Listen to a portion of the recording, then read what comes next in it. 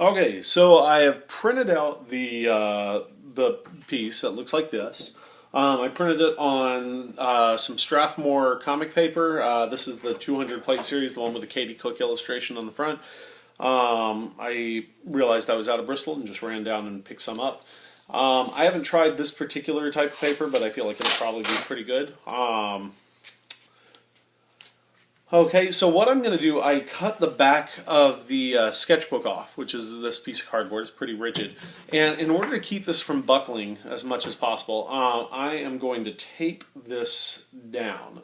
Again, this is something that I took from Joe that I think works really nicely. I'm using regular masking tape. I ran out of painter's tape a little while ago, so hopefully this won't shred the paper when I take it off.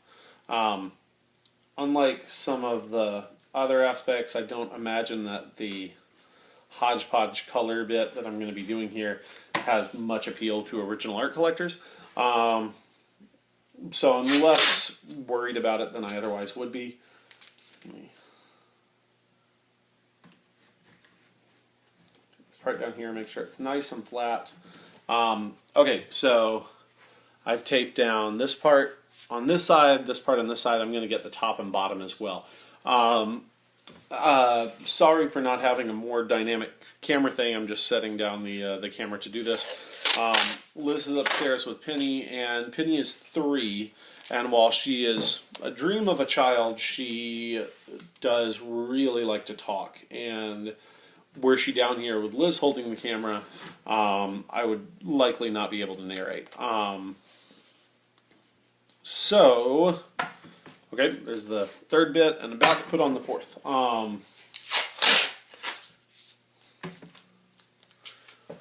Okay, and now that this is done, or near done, part's folded down. This is pretty tight on here, and I feel pretty good that it's not going to buckle. Or at least not buckle much, and the fact that I've eliminated all the superfluous lines means that hopefully this will line up pretty well when I'm all done. So now I'm going to show you the watercolor bit. Okay, the angle at which I'm working is not the best. This is, my arms here are actually as outstretched from my body as they can be. I'm sort of Frankensteining right now. So this is going to be a little bit of a distance away from my eyes, and I usually work, scant inches from the paper. But I want to make sure that this is as visible as possible, and that my color mixing is visible, because last time I had a few complaints that it wasn't. So what I'm going to do first is I'm going to hit these characters here. I'm going to mix up, I've got some already kind of mixed. I'll just grab some stuff up here. These are sort of roughly some flesh tones, a little bit on the red side. I will likely be tweaking this digitally, although I'm going to try and do that the minimum possible. And I haven't worked with this plate before. It's not sinking in as much as it does with the bristle that I'm used to. So it's going to take a little bit of getting used to, I'm sure. So I had a rag here to use to mop up excess. Here we go. So pull that just a little bit. Same over here with this guy. See the slow slide of the watercolors. I'm just dragging the stuff around. In theory, this will be a lot quicker than trying to do sort of these looser backgrounds with something. So those feel pretty good. I want the steel of their helmets to be a little bit warm. So I'm mixing this sort of lighter blue, the sky blue, a little bit of brown. Looks like it's grabbing some green and gray in there. That's a little more green than I'd intended. So I'm going to pull a little bit of red into that. Now it's too brown. So that's no good. I'll do the bottom part of this. and then blot it up. Same thing over here. I'll do the bottom part maybe by putting a little more water in there.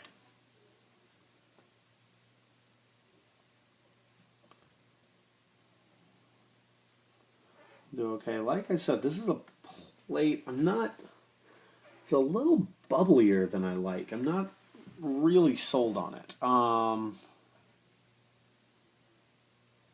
Crossing my wrists, so this is not too clever.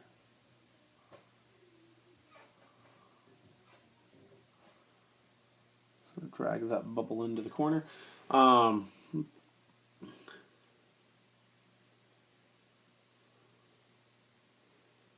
Same thing over here. Here I'm liking it a little bit more. It's on the warm side of gray there. It's still a little greenish maybe, but I can put some shadow in there that'll pull it a little warmer, a little more towards the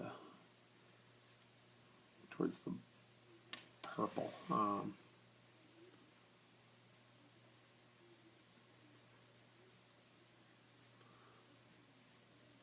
So these colors are pretty light, as you can see. Throw in a little bit on those flanks. And on the top here. And yeah, I really don't like how his the brim of the helmet is, so see if I can pull that off a little bit. It's just a little too olive for my taste. It's a little bit better. Put a little more in there. Some over here. There we go. That's starting to look okay. Grab a little more blue, a little more brown, and put that in underneath, give them a little bit of a shadow. Whoops. Covered that part. Need to throw that sword on there.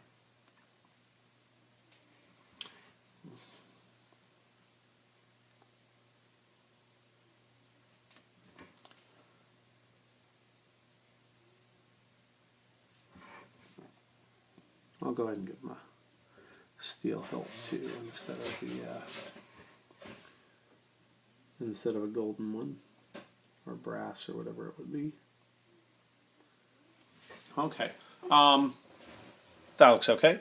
All right, so now I'm going to grab a little bit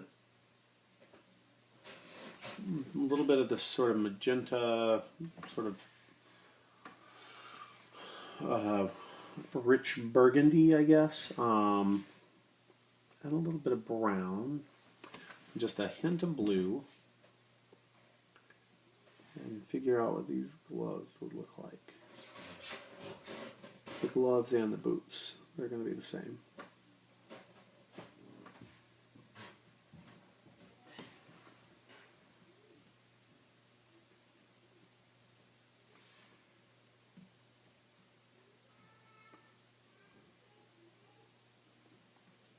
Okay, so I'm hitting all of these areas. I'm not doing the shirt yet because the Carrazzo breastplate is still wet, and I don't want the colors to bleed together if I can help it.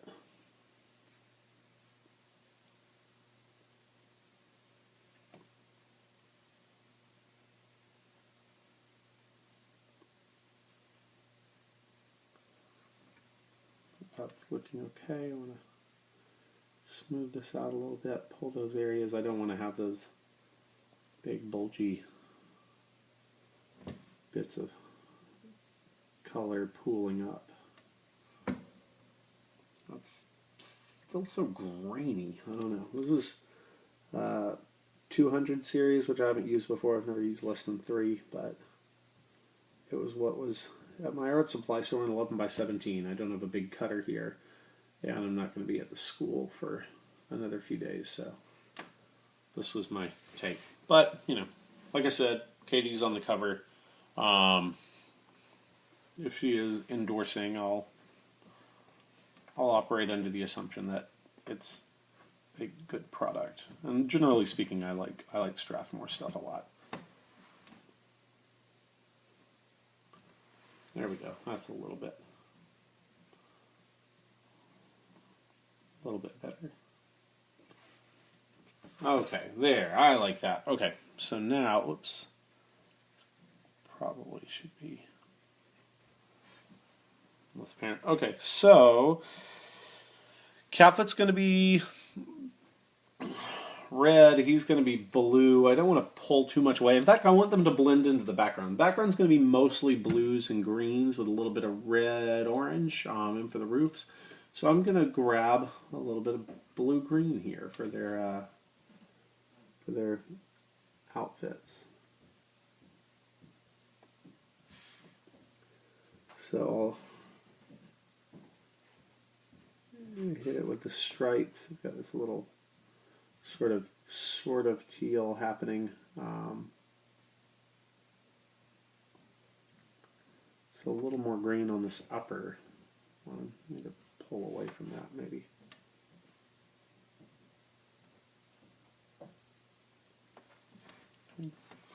I'm gonna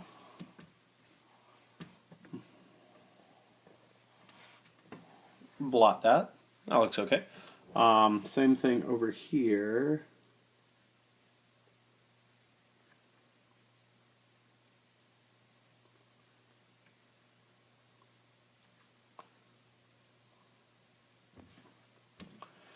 And I'm gonna just go ahead and say, you know, that's the colors legs would be too. Again, the fewer colors that I can use, the happier I'm gonna be. Okay, grab a little bit of brown, a little more blue, maybe just a hint of that reddish up there to get some beard color here. I put that on way too dark, not nearly enough water, so I'm going to blot that. There we go.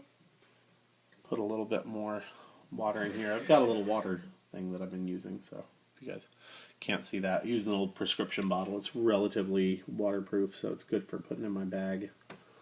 That didn't work.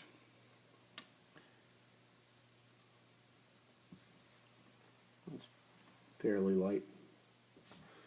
I'll go ahead and throw a little bit of blue on this guy's face. Give him a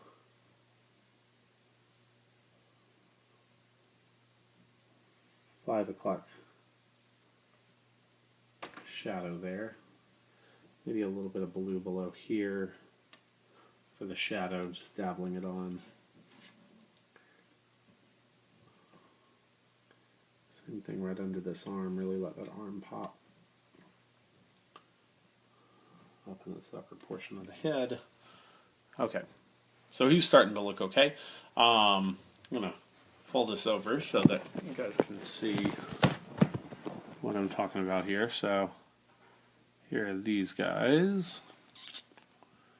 Here is this guy. And they're fairly small in this overall composition.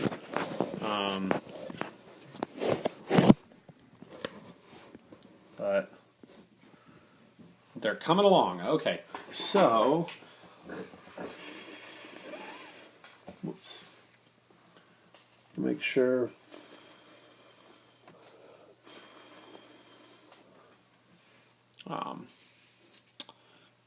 blowing on this is the one part that's still quite obviously not dry, is his little goatee. Oh, and my camera's falling off the table. So let me see what I can do now. I think the next bit of business will probably be the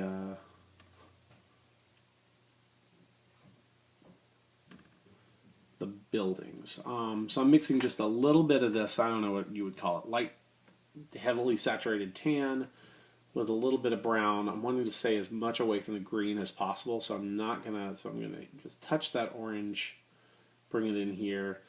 And I'm gonna, wish I had something extra to mix on. This will work. That's not too bad. I'm going to go in and start hitting what would, in theory, be buildings. Just a little bit. I'll be putting a little bit of gray in there. I'll be putting a little bit of some other stuff. These will mostly be white, so just kind of speckling these a little bit is going to be, I think, sufficient. When I say white, meaning that it would be kind of a mottled white, so far as local color goes. If this were a real image.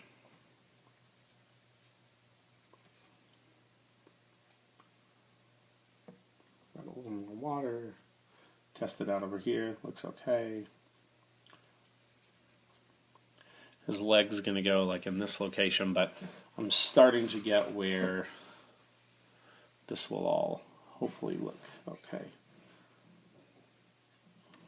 A little bit more, and I think that's it for those parts of things. Maybe right there. I'm going to grab just a teensy bit of blue, make more of a gray here, and hit some of the stonework around those window panes.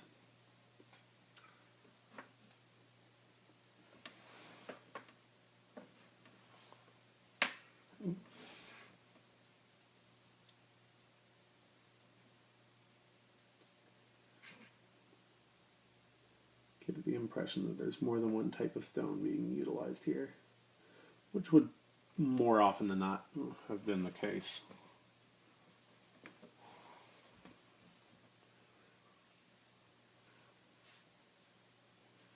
And the fact that it's pulling just a little bit towards the blue isn't bad, because that's going to better make for a marriage with the trees and the sky.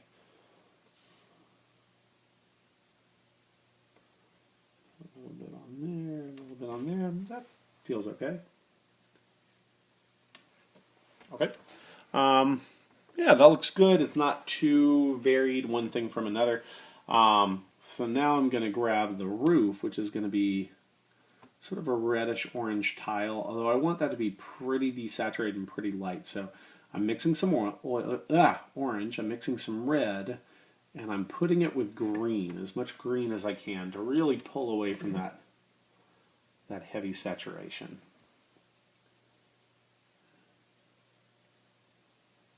Now I'm just going in and dropping that in, and my hope is that it's still a fairly unified bit of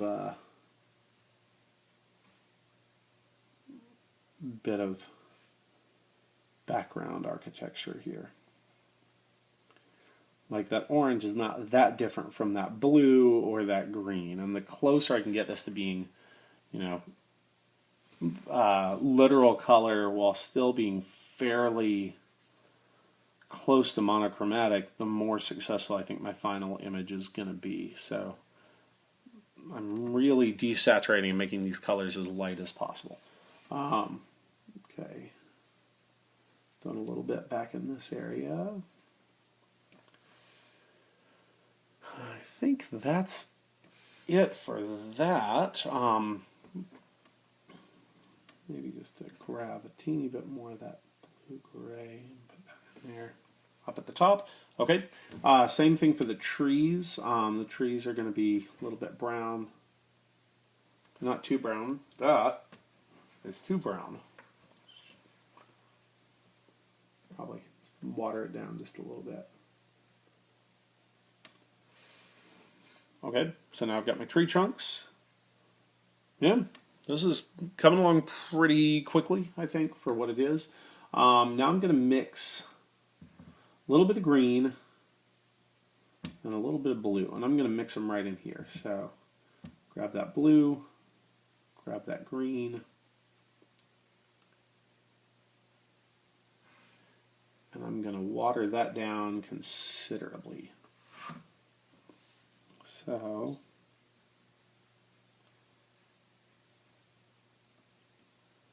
go in and start putting that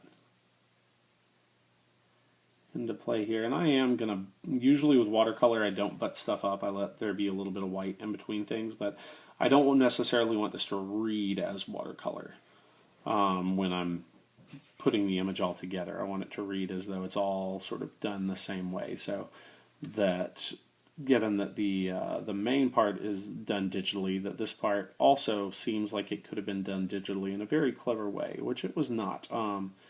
Anytime I'm always fascinated when I see something that looks like it might have been colored digitally, but there's a watercolor texture to it that I just can't put my finger on, and then I'll ask the person, and they'll say, "Oh, that's because it's watercolor." And I'll say, "Oh, well, there you go." Lucy Knisley does that really well. The marriage of the two, not the explanation. Although I suppose she explains it well too. Okay. Now it's starting to pull away from the green as I move across the page. It's starting to get a little bit grayer, a little bit whiter. And I think that that's okay because this green is going to make Catfoot pop right here, and the blue is not going to be that far off from Montero. So when we actually employ him over in this area, I don't want him to be too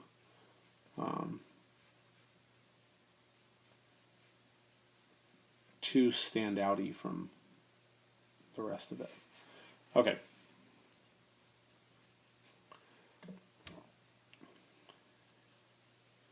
Try to blend this together a little bit better.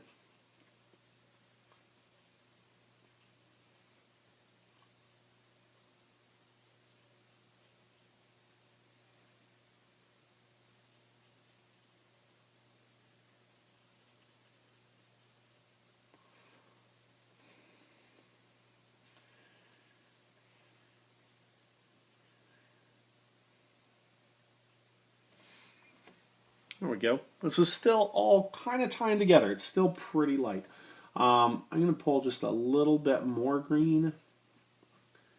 Maybe throw just a hint of yellow-orange in there to give it slightly more of a deadish quality. Now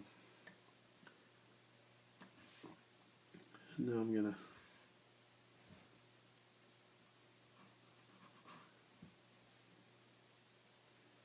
hit those palm trees, really try to let them sing a little bit.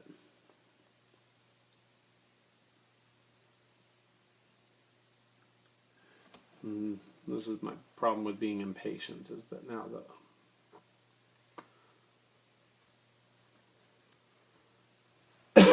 the color for one is bleeding a little bit into the color from another. Going to leave a little bit of space there for a little more yellow at the bottom where those dead fronds have started to fall. Now I'm going to hit over on this side and do the same thing.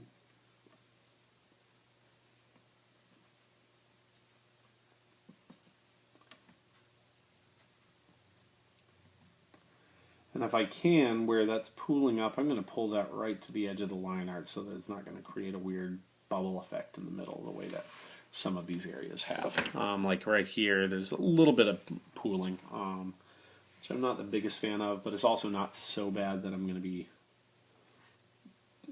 pulled out of the image by it. At least I don't believe that I will be.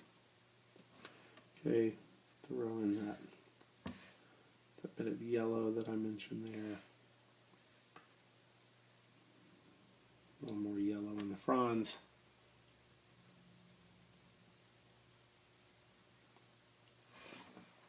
And now, this image, sorry, I keep forgetting I'm putting pins in my mouth.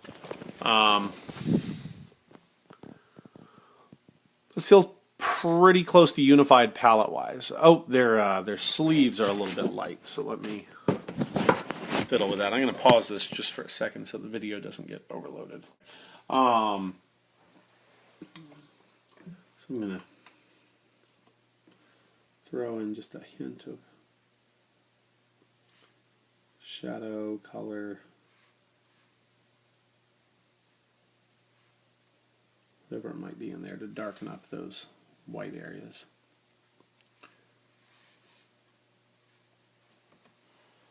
Okay, that's looking okay. Now, more of that blue there. Okay. Now when this is done, which is pretty close at this point.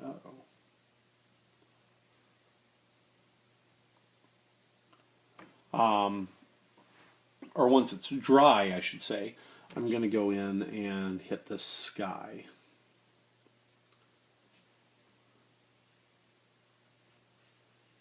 This part is being brown.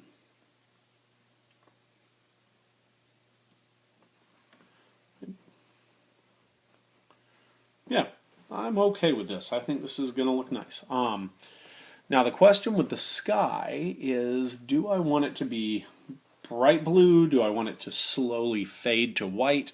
I think I might want it to slowly fade to white. I'm okay with that. So if those parts look dry, and they do look dry at this point, I'm just going to mix this straight blue. Now this is not a fancy color. This is, let me rephrase, this is not a fancy watercolor set. Nor the quality of these paints. While I do like them for what I do, all that fancy. So, the blue that I'm using here is not as punchy as some other nicer, more expensive paints. But it'll serve for what I'm doing. So I'm just using straight blue here. I'm going to go in, I'm going to go around the figures, get it as close as possible to them.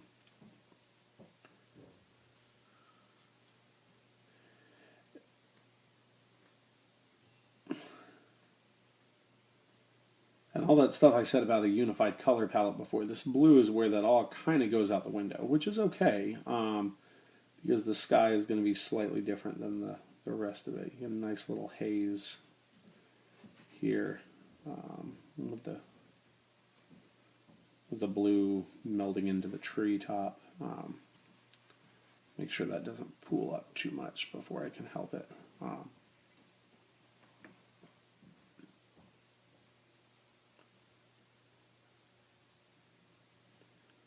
It's going to go in, hit around these trees.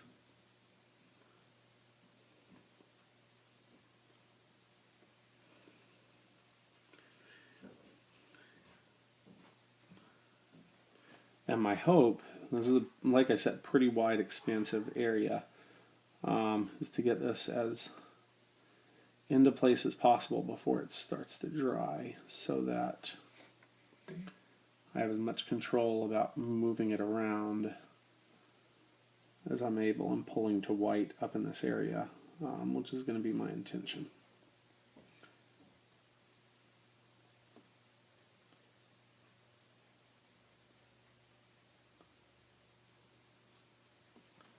Okay, so this is the part where it starts to get a little bit trickier, because now I've got this blue, which is, as I said, a long way from uniform, being a little bit tempestuous. So mix as much water as I can in there, a little more blue. But it's very bubbly, if you can see that, and I don't like that bubbly, so I'm going to keep fiddling with it. Also don't like that the blue is seeped in so heavily to that green. That is not an area in which Catfoot is going to be covering there, so I'm going to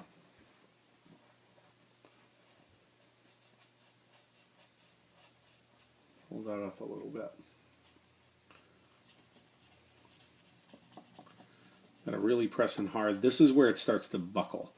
And this is where the difficulty lies. So, because like I said, I don't want that buckle if I can help it. I'm laying this water on pretty thick. It's pooling in these edges. This is the part where I have the least amount of control and I feel the least comfortable with what I'm intending to do. What I'd kind of like is a nice, easy gradient, and what I'm getting is lots of hard bits here.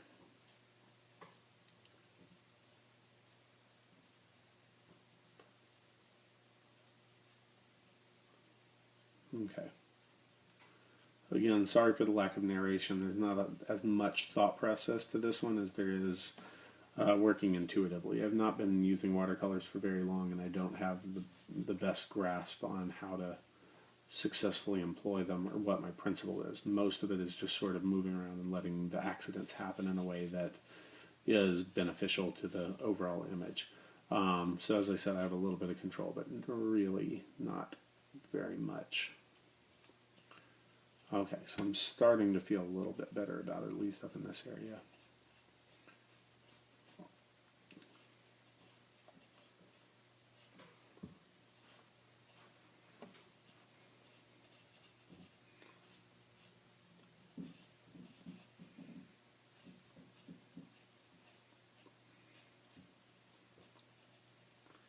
Although not as much as I would like. It's pulling the paper up. You can see the little crumblies.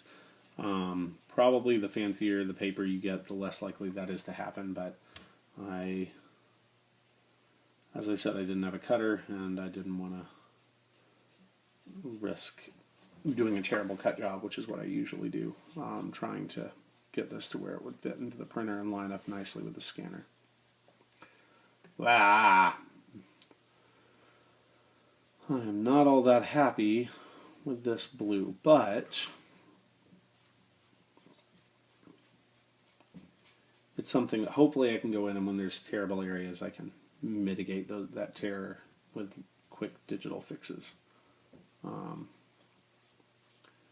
My hope is to one day not need to do that, but these bigger areas of color, I should have just left it white. Why didn't I do this part digitally? Because I would have had to use a gradient that would have looked bad. I try to stay away from gradients if I can help it.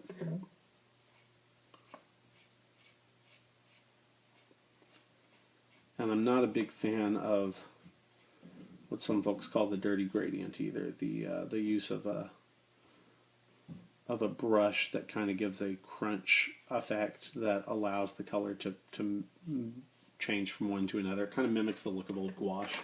But as I said, I'm not a huge fan of that one either, mostly because it's been done so much that I'm worried that it's going to start to have a dated appearance to it, that when you look at it you'll say, oh, very 2005 to 2015.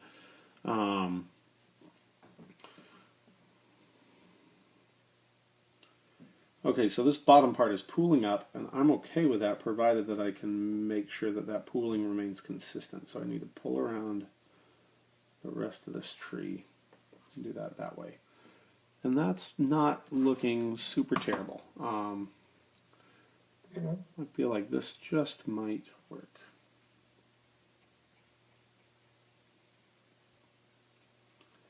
Okay, so yeah, all right. This is my watercolor here. So I'm going to lay this in behind the other characters, line it up, make sure that it works. So I'm going to blow dry this really quick. I'm not going to videotape that because really you're literally watching paint dry. So I'll be back to the scanning in just a second and seeing how it lines up. Dun, dun, dun!